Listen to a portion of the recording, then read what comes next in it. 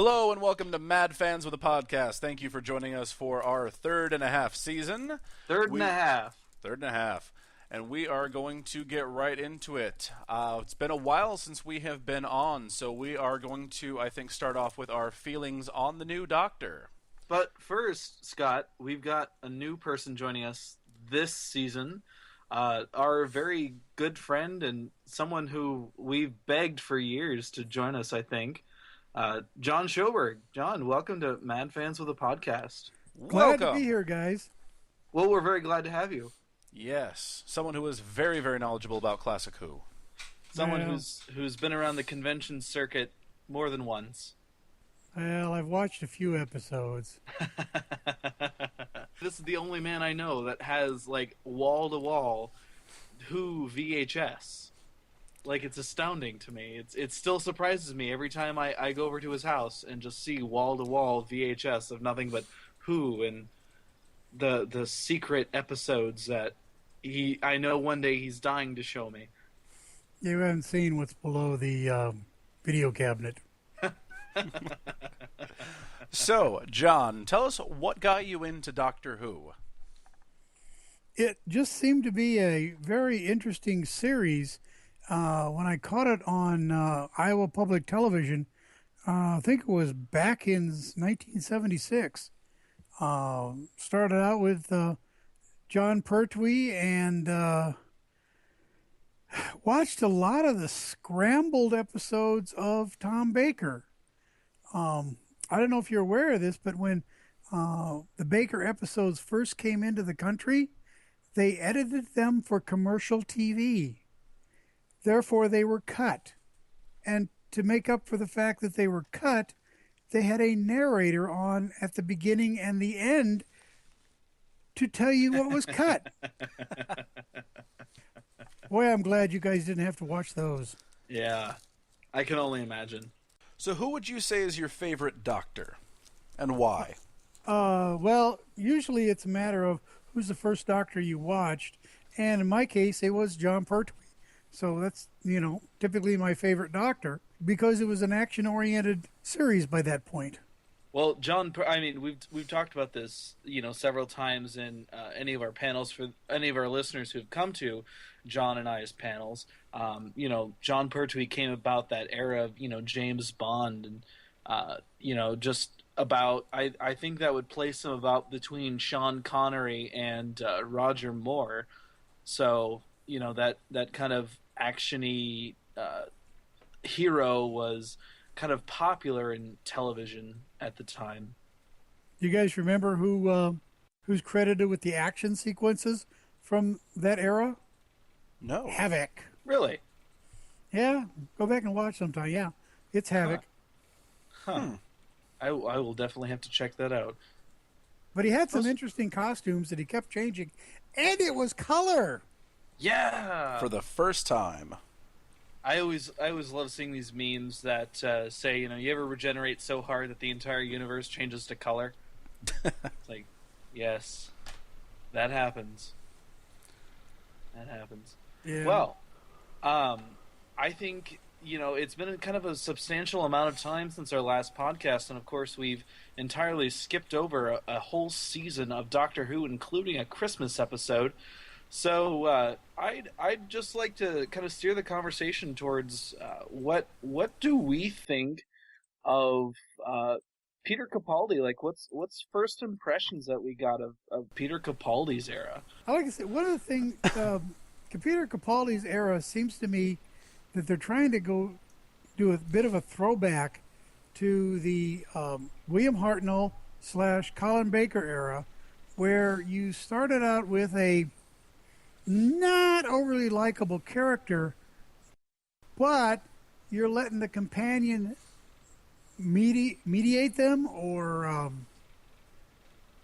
show off their good side, so eventually we're going to get to like them. Absolutely. I've read some articles recently that state that Capaldi's Doctor, now that he's been accepted as the Doctor, they can start playing around with him a little bit more and kind of playing with his character a little bit more as the Doctor, and they're kind of steering it towards a more likable. I don't want to say loving because loving is not the way I would describe the Doctor in any of his incarnations, but a more accepting character. And I'm really anxious to see how they're going to play it off. What I really like too was in what was it? Mummy on the Orient Express.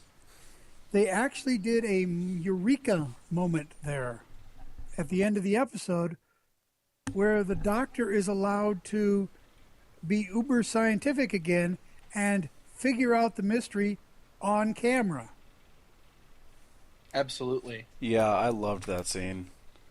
I like the very subtle Tom Baker hint there with the jelly babies, and I read it might have been the same article that I was reading about how they didn't actually give him that prop. He came into set one day, they were doing rehearsals and it was in costume rehearsal, and he just whipped this out and he did it so smoothly that they absolutely loved it and they kept it in. Like it was an original Peter Capaldi idea to have jelly babies in that scene. So when are you going to get a cigarette case for your costume, James? When I can find a decent one, I probably will have one by NedCon. I'm thinking. Just hand out jelly babies to people with a cigarette case. Couldn't do too many of them. Yeah. I've done worse. I've done far worse. No, I'm referring to the fact you can't get that many of them in there. Oh, well, it's bigger on the inside. If you could find one of those, we're going for the TARDIS next. Yeah, I don't know. I'm ecstatic that they are starting with, the Doctor not quite being a likable guy, kind of going with what they had originally intended for Colin Baker, kind of grumpy, a little bit over the top, angry, and then just kind of mellowing out and really finding his true groove and getting to really know his companions and show that compassion that he's kind of lacking at the beginning. A nice evolution of his character over a couple of seasons. I'm really glad to see that they're sticking with that. And I feel like they're doing what they wanted to do with Colin Baker in the instance that, they're starting him out very grumpy and almost unlikable. And then, as they're working their way towards this, towards the end of the season and towards the end as his end of the era as the Doctor, kind of working his way into warmth and, a little bit more smiley and a little bit more hugging and friendly, I guess. That's the word you want to use for it. What episode really stuck out to us the most when it came to Peter Capaldi's era? Stuck out in what way? Like, stuck out to you guys, that really made an impression on you guys, that really was the defining moment that made you accept Peter Capaldi as, the next Doctor. Because obviously when it comes to, some people, there's a lot of trial and error. There's a lot of, well, I have to wait until that one defining moment that really makes him the Doctor for me, I mean, for me personally, the moment, of course, I knew in Deep Breath I fell in love when he was flirting with the T-Rex, but I really enjoyed Listen as an episode, and that kind of defined the new era of Who to me. That really was the episode that took it back and said, okay, Matt Smith is no longer the Doctor, now it's Peter Capaldi. Well, I guess I've been around a bit too long, because I noticed that the BBC really has trouble actually screwing it up. And so the moment I accepted Peter Capaldi as the Doctor was at the very end of Night of the Doctor. Of course.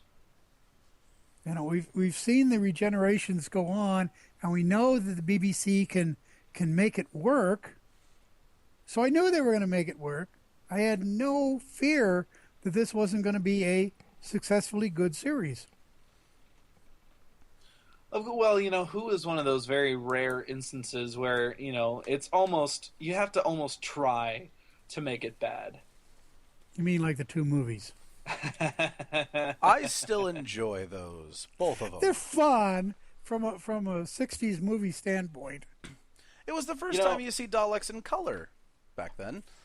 It was the first time Americans saw Daleks. That's very true. And Bernard Cribbins in the the second movie. second one, the Invasion of Earth 2150. Yes, I actually watched the first Daleks movie about a week ago. So it's still pretty fresh in my mind. But Yeah. I would say the episode that stood out to me most was the one that John had mentioned earlier, Mummy on the Orient Express. That Oh was, yes. in my opinion, the defining moment for Series 8 before the series finale. I thought that one was really good. I thought it was really well paced. And to see the Doctor in action like that towards the end, when he doesn't know if he's going to make it or not, but he figures it out right at the end. I Yes. thought that was really cool. It goes to show and use the scientific method, the principle of solving a mystery, and he enunciated his thought pattern well enough that you could follow what was going on in his mind.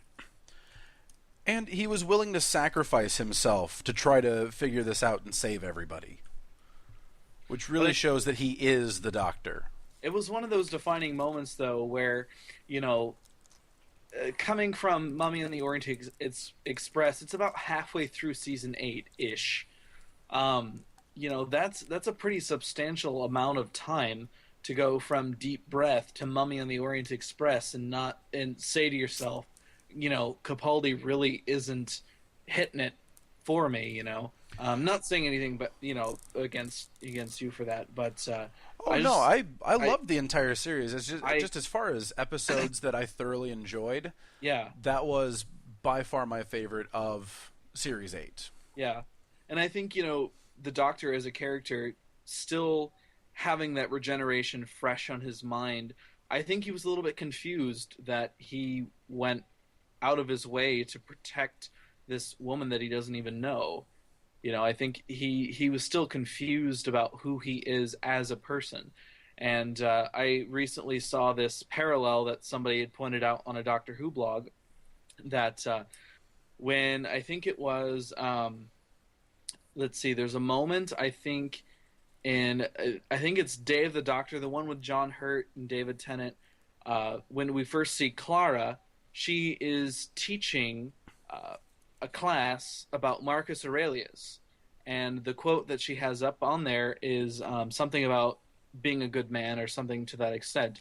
Well, when we get to Deep Breath, Clara, she mentions that she had a poster of Marcus Aurelius in her bedroom as a kid. He was a childhood hero of hers, and of course the Doctor ends up questioning whether he's a good man in the second episode. So I think there's a lot of nice parallels being drawn between Matt's era and Peter's era, and a lot of good parallels that I think we can expect from the future. I think those are referred to as Easter eggs, James.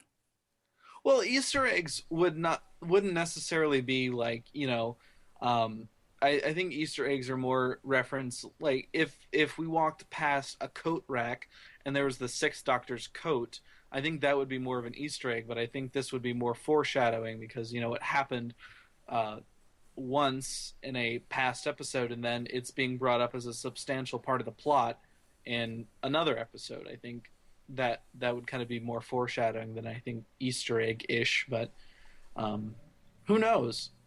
Who knows? Yes, he does. So did everyone happen to catch the Christmas episode by chance? The last Christmas? Yes. I saw it. I don't remember a whole lot about it because that was almost a year ago, and I haven't seen it since. Oh yes. So you're a little frosty on the little, subject. A little frosty on the Christmas episode, yes.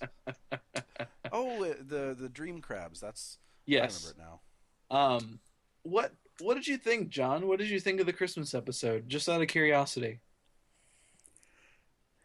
I think it took the dream question in a logical direction, in that you could wake up and wake up and wake up and wake up and really not know if you're there or not. And then, of course, there was the fact that we had Patrick Troughton's son as one of the characters. Didn't hurt either. Of course. Yes. So, Dream Crabs as a alien villain. I mean, is this something that we like? Is this something we dislike? I have to think it's a one-off. I can't see them really using uh, dream crabs again because basically you've figured out what you got to do to defeat them, and it's pretty much got to be the same way every time. You know what really kills me is, well, not what metaphorically kills me. We'll just say that. Um, that we've seen the Doctor encounter all these menacing aliens and villains that we've never seen before, and who's to say that the Doctor hasn't met these before and just saying, "Oh yes, of course, I knew it was them." If we could choose any villain or alien to come back as like a kind of Genesis as is moment, what alien would you guys like to see come back? Well, uh, an interesting one would be the not Mordred. Who is Mordred. Oh yeah. who is his mother? Grendel. No, Grendel? I'm thinking Beowulf. Never mind. No, you think yeah, No, Morgana. Morgana. Bring back Morgana and Mordred for the early episode that leads into Battlefield in the Sylvester McCoy era. They alluded to the Doctor meeting them earlier, but they've never done that. Bring it full circle. That would be an interesting idea. Because now he knows what's going to happen, and they don't. I happen to catch a lot of articles on Who blogs via Tumblr, and I saw this very interesting fan pairing between Liz Shaw and the Ronnie, and how they set it up was that, of course, the Doctors met the Ronnie before several times. In fact, they went to school together. But what if the Ronnie appeared and, after, Liz leaves the Doctor, she's a Time Lord, she's a scientist, Liz? she may not be good, but she's logical. And Ronnie. There was something about, the pairing between Liz being very logical and very, rational when it comes to things, and the Ronnie being very scientific and doing things not for good or evil, but for scientific purpose. And I thought that was such an interesting pairing, not necessarily a battle of good and evil, but a battle of it's science, it's knowledge, it's, a thirst for information, and they both have it. In fact, I don't know if you're aware of this, James. There was a spin-off series of Dr. Shaw called Probe, Really? where she was investigating paranormal activities. So having the Ronnie show up is just along the line, like in the Sarah Jane Adventures, that she would investigate. So it'd be an easy pair-up. I think it'd be an interesting pair up. Of course, both of them have long passed, but I think it'd be an interesting, maybe fan film or something that, if any of our listeners are wanting to do something, I think it'd be an interesting pair up. I think there's a lot of potential with that. Going from one Time Lord who she knew and was so comfortable with to another Time Lord who is almost irrational in the way that she does things. I mean, Because Liz never experienced the Master. No. Well, I mean, the Master... He came after her. Yeah, well, the Master came in Joe Grant's era. Did he not? Is that The Joe's... very first episode with Joe Grant is the very first episode with the Master. That would be not Terror of the Autons, right? Yes. Yeah. Spearhead from Because Space. yeah. Spearhead First from Space Auton. is the first one. And then Terror Terror of of the the Autons, Autons is the second. second one. And remember, if a fan wants to produce this, they don't have to do video. Think of they're doing the third Doctor Adventures now with Big Finish audio. And from what I hear, they're pretty damn good. Well, They I always have get good voice actors for those. I have not heard a bad Big Finish one yet. Well, Big Finish is one of those weird. Like I don't even want to say they're a fan film company because I mean they're doing fan fiction, but to a very logical extreme there. Started by Nicholas Briggs, who's one of the biggest fanboys ever. I believe they're licensed by the BBC, and Well, it's yeah. a commercial enterprise. So Well, I mean, it started out as just this little rinky-dinky operation, and it just exploded, and it exploded because they had connections. Nicholas Briggs knew everybody and their sister, and that's an easy way to get people in to say, hey, you want to come and record this for me? It'd be fun. I'll serve you dinner, whatever, And He's apparently the Big Finish guy puts on the best lunches. well, Nicholas had been doing spin-off productions for Real Time and other things, other companies back in that era. So yeah, he's been doing it for a while. Yeah. John, have you seen any of the new promo pictures from season 9 by chance? Some. I haven't really looked at the costumes, other than looking at that T-shirt you were talking about. Of course. So, he started out basically with the white button-up shirt, the cardigan, and then the Crombie jacket on top of that, plain black trousers, Doc Martens. Then progressing kept the same outfit into the Dalek, switched it up for Robot of Sherwood into the purple shirt, and then went into this funky combination of the holy sweater and the Crombie jacket on top of it, kind of something relaxed. The Christmas episode, we saw a hoodie going on top of the sweater, which went under the jacket. The new season has introduced several new costume variants. The T-shirt with the hoodie and the jacket, the plaid trousers, and ending in something surprisingly looking like a mix between John Pertwee and Tom Baker, a very nice maroon velvet Crombie jacket. So what did we think? Like, did these costumes at all make an impression on us?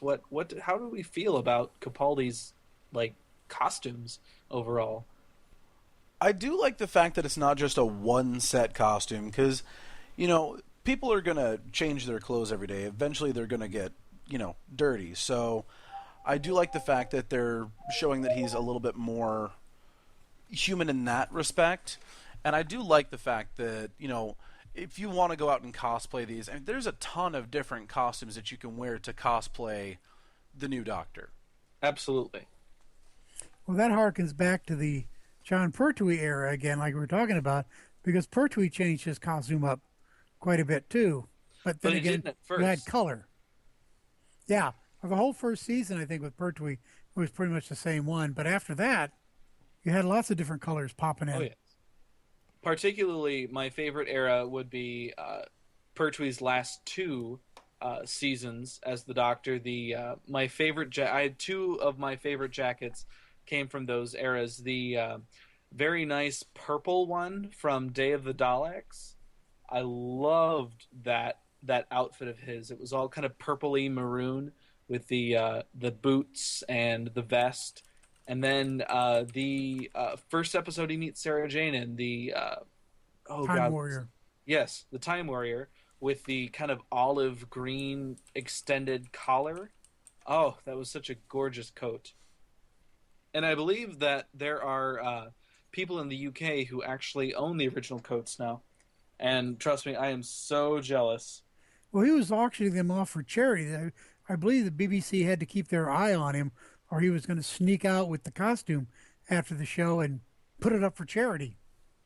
That reminds me of a story that I've told it before in one of our earlier podcasts, but it bears worth repeating.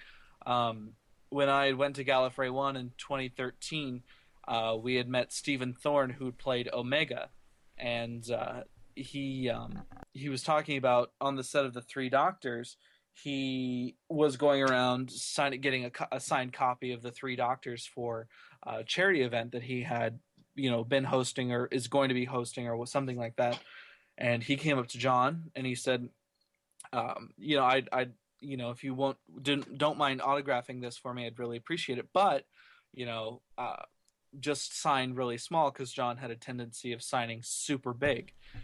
He said, "Sign really small. We obviously know you're the star of the show, so we just need your autograph." And he took the script or something, and he wrote his name really small, and then in really big letters he wrote "Star of the Show." And of course, that That was a big, sounds like him. big defining moment of that was kind of humorous, kind of funny there. John Pertwee being sarcastic and kind of cynical when it comes to his humor there. Anyway, getting back on track, getting this thought train back on track. What the hell were we talking about? Feelings on Series 8. Oh, Costumes. yes, the Costumes. Okay. So I happen to be a really big fan of the sweater. I really like his holy sweater.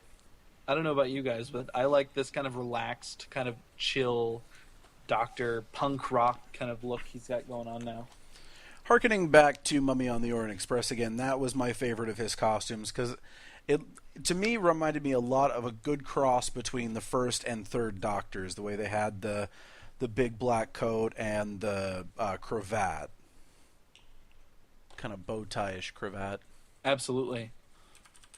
I liked it was kind of double-breasted, the peak lapels kind of stuff, very pointed, very angular. It almost reminded me of like an Old West kind of thing there. It had a very Old West, feeling to that coat specifically, and the look.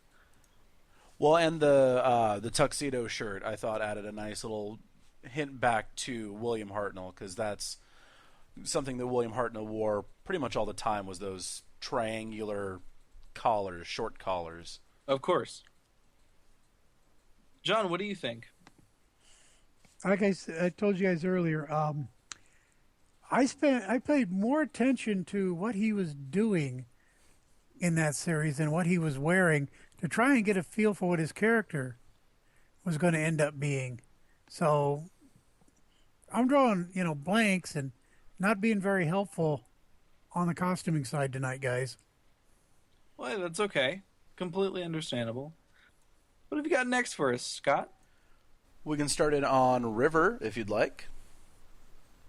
Okay, well, hey, why not? Might as well. What direction do you want to go with River? Well, Upstream or downstream?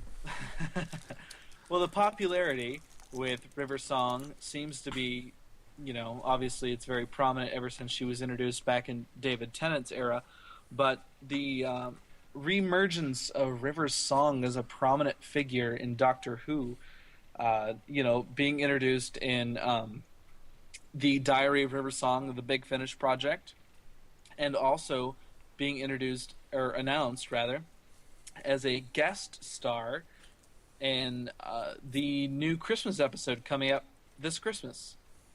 She's to star alongside Peter Capaldi as some sort of weird companion-like thing. What do we think about this? Well, he is getting used to being hugged now. Oh, yeah. But do we think that, River Song had a good ending? Should she be the horse that definitely should not be, beaten any more than what it is? Well, I think that, with how popular she is and the attitude that River Song has in Doctor Who, I think it's going to be very, very interesting to see her pair up next to Peter Capaldi because they're both a little sarcastic, they're both a little out there, and I think that the banter between them is going to be incredible. Well, one flirts and the other doesn't. Well, I know, understatement. I'd like to see Capaldi flirt. I don't know. That's just me. I'd like to see that unusual chemistry that I think River Song brings out of people, and especially Alex Kingston brings out of her co-stars. I'd like to see that unusual chemistry that she could draw out of Capaldi, and Well, I'm sure he's very excited about it. and as far as endings is concerned, remember the Doctor did save her personality, and we've seen the Master come back time and time again after his last, yeah, now his last, oh, and now his last regeneration. Well, who knows? Yes, Goes again, you're back to that correct. tapping the old nose there. Who knows? Who knows? So, John, what being kind of a fan of John Pertwee and being most familiar with his era, how do you think Missy stands up to, like, say, Roger Delgado as the Master? Do she's bringing this whole new aspect to this personality that we've known since 1972. How do we feel about Missy as the Master? I think she's probably, in my opinion, the third best person who's played the Master behind Derek Jacobi and the original Roger Delgado. And the only reason Roger Delgado is top of the list is that he and Pertwee were friends, and so the chemistry between the two characters was like the chemistry between the two actors, and it just, man, it was dynamite. I don't know. I think Jonathan Pryce put up a pretty good fight as the Master. Jonathan Price was over the top. Come on, be real about it. And if you're not going to be real about it, then I'm going to go talk to the curator to go back in time and move your couch. But I went even further back in time and bribed the curator to put in the couch of immense comfort. But I went even further back in time, had dinner with the curator, and put a nail in your couch that you're going to sit on. I still like Anthony Ainley as the Master, but I will say that Missy will always be better than Eric Roberts in the Doctor Who made-for-TV movie. Yeah. I might agree with you there. There have been a few masters that are not really the greatest, but I think most of the ones that have faces, yeah, most of the ones that have faces have been pretty good. It helps. The canonicity of the Master, we don't know what incarnation the Master is. We've known that, he's taken multiple sets of regenerations, and who knows, this could be his third or fourth set of regeneration. Do we like the fact that we don't know where the Master is in his or her life? Or do we wish it to be more like the Doctor, where we know exactly which incarnation they're on? And if we know, does it matter? Like with the Doctor, they just reset his timeline. But, with the Master, as long as he keeps coming back as an interesting character, does it really matter which regeneration he's on or how many resets he's had? Because, what was it, the Deadly Assassin, he was on his last one. The Eric Roberts one, again, he was wiped out of all his regenerations. He just keeps coming back, and as long as he keeps coming back and he's an interesting character, go for it. Scott, what do you think about Missy? I do like the fact that it's changed it up a little bit. It, brings a little bit more interest into the Master, because, to me the Master was always that recurring character, and it didn't really change a whole lot, just evil, evil, evil, evil, evil. And then, Missy comes out, and it's a whole new ball game with Missy to see where this can go, which I'm very excited to see in Series 9. But remember, too, when Missy offers the Doctor the army of Cybermen, that wasn't the first time the Master had offered the Doctor the power to conquer the universe. When was the first instance? Just for our listeners who don't. Um, the book form is the Doomsday Machine. Uh, the video form is Colony in Space. Oh, okay. They find the Master's looking for a doomsday weapon on this planet that's being fought over by farming colonists and miners. He finds the weapon and then he offers it to the Doctor if the Doctor will join him in subjugating the universe, bringing order to the chaos that is out there. So how do we feel about the Zygons? Where is Nessie? I think it's going to be interesting having the Zygons back. Obviously, we got to see them in Day of the Doctor. I think their storyline in Day of the Doctor could have been fleshed out a little bit better. And it's going to be pretty interesting to see what's in store with the Zygons as we move forward. I have to agree with this guy. That was really, really too quick in Day of the Doctor, the Zygon presence in there. They needed a whole lot more to make that, to give them more than a cameo. Yeah, to me it was like they were trying to do two storylines at once, and they both kind of suffered because of it. I mean, Day of the Doctor I thought was a great 50th anniversary special, but I think the whole Zygon storyline hurt it more than it helped it. Especially since I believe they changed a few things about the Zygon mythos in their shape-changing abilities. Because in the Loch Ness Monster episode, I'm trying to think of the video title of it.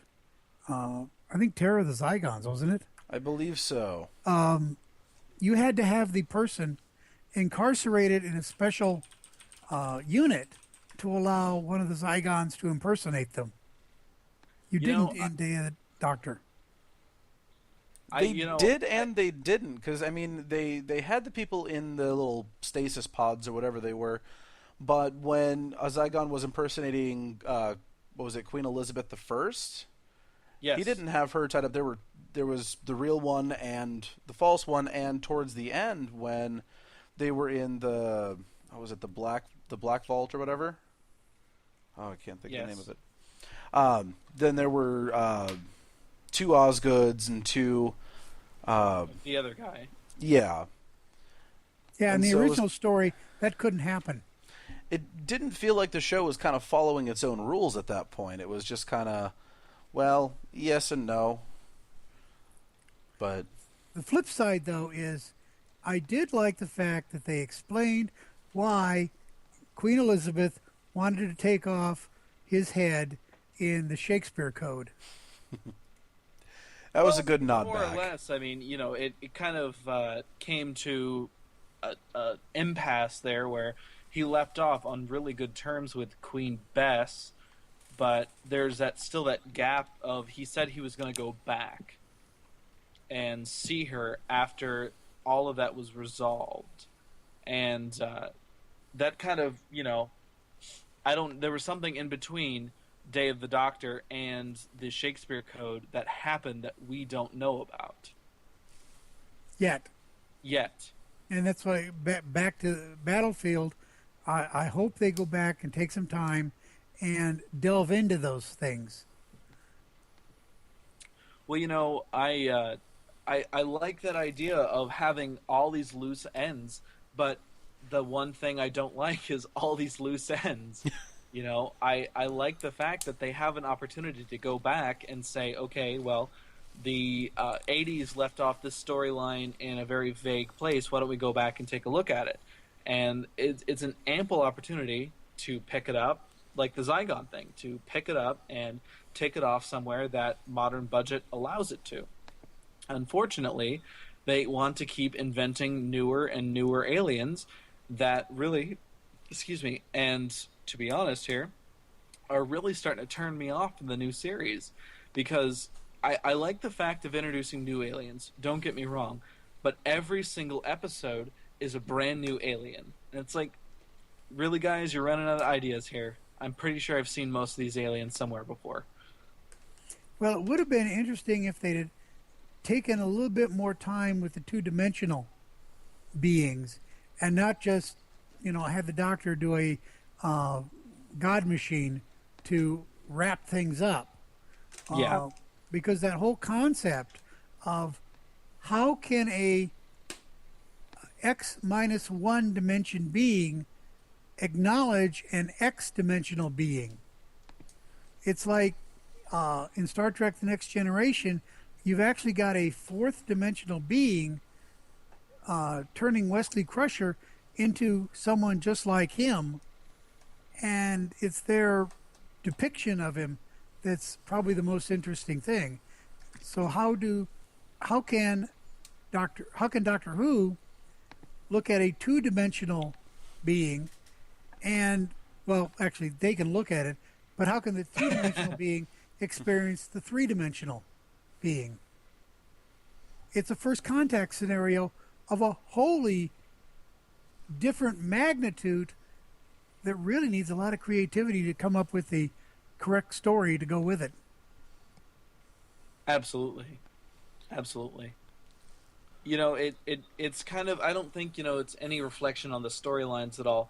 I didn't really care for the clockwork robots that were reintroduced in Deep Breath. Mm-hmm. I liked the mummy thing and, the mummy on the Orient Express. I thought the In the Forest of the Night was a little bit far-fetched for Doctor Who, but then again, look what we're talking about. But then again, you also had the Moon episode. That was extremely far-fetched. Yes. Not as much as trees saving the Earth. Yeah.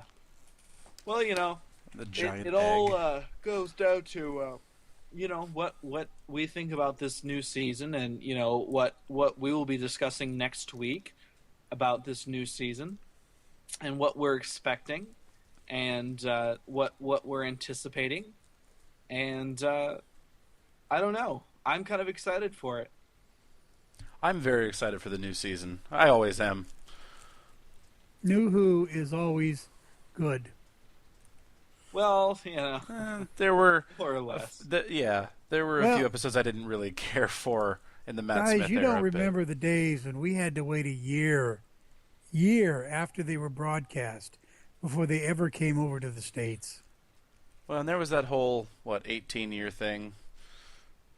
No, I mean when they were shown over in England, we had to wait a year before they could be shown over here.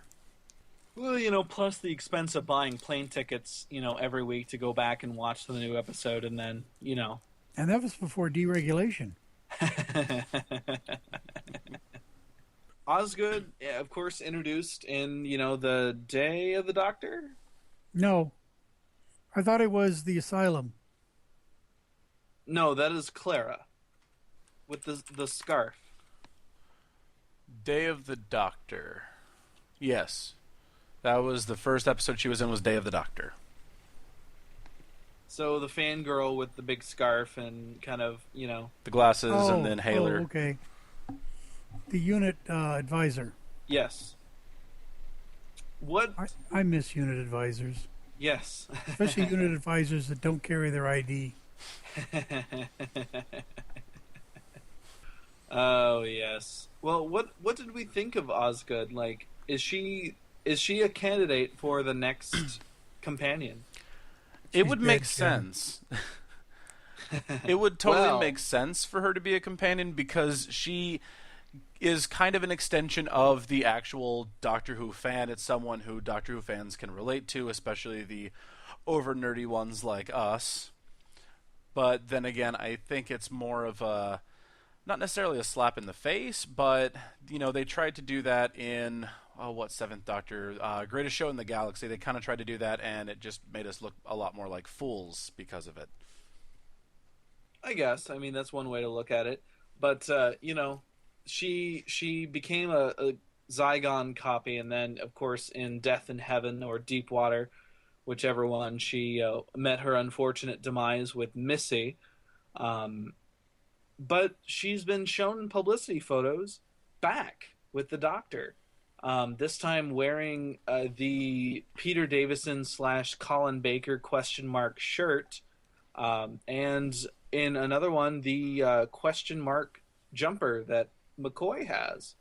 And it is indeed, it has been confirmed as the Lovarzi uh, question mark jumper that is readily available on the BBC shop and is just about available to everyone. So you've got product placement now in Doctor Who? Basically, product placement of their own product is like breaking the fourth wall. I would love to see her wear the Sixth Doctor coat. You know, I'm anxious to see what they're going to do for 6. Yeah. You know, I think it'll be something subtle like a cat pin. Or she could have one of those crazy cravats. I don't think it will be the coat, but I think it will be something very subtle. The yellow pinstripe trousers. I said subtle, Scott. Subtle. Do you think they might bring back the Bernard unit? Planet of the Dead. The unit science advisor, obviously before Oswald, created a unit of measurement for his device called the Bernard unit. He literally went on to say that it was named for Bernard Quatermass, who was the director of the Ministry of Rockets in England during a few serials that the BBC did before they did Doctor Who. Huh. Well, I mean, I've heard of Quatermass, but I didn't actually know about the Bernard unit. I remember the very quick mention of it in the episode, but it's been a long time since I've seen Planet of the Dead. It was flash. It went right by. Those of us that were familiar with the Quatermass series caught it, but other than that, it went boom, gone. Huh. Well, you know, I just recently got around to watching Planet of the Dead recently, and you know, I caught that, and I thought that was kind of interesting, but again, it was one of those weird things, like, you know, you blink and you miss it kind of stuff, you know. Yeah. I don't know. It's an interesting kind of thing, you know. There's a lot of material that, of course, you know, Doctor Who has acquired since 1963, and I just hope to God with season 9 that they, you know, utilize some of it. I hope that it's not being neglected because they want to keep it to you know, fangirl kind of stuff. I think they pretty much ditched the fangirl way of thinking with Matt Smith leaving, but you know, I don't want Doctor Who to be the next show that plays down to the lowest common denominator. I want it to play up and make people meet it. Does that make sense? Yes, it does. More than you may know, looking at our culture today. Yeah. And, you know, for me, I grew up with that. You know, I grew up reading books that were far beyond my skill level as a child, you know, because that's what was available. And, you know, I hate our culture in the way that we like to play down to just the cheapest joke we can get in there. And then that makes it a popular show. But I think Doctor Who is off that track now. I think Matt Smith led it in that direction, but I think it's off that track. And I'm anxious to see what season 9 has in store for us. Same here. I'm always looking for a new season. Oh yes, More material, more stuff. I thoroughly agree. Well, I think that should just about wrap it up for us. So, any, I guess, closing sentiments before we wrap off episode 1 of season 3.5? Well, I'm glad to be a part of this finally, guys. So thanks for having me. Yay. We're very glad to have you. Thank you for joining us on our adventure through time, space, and podcasting.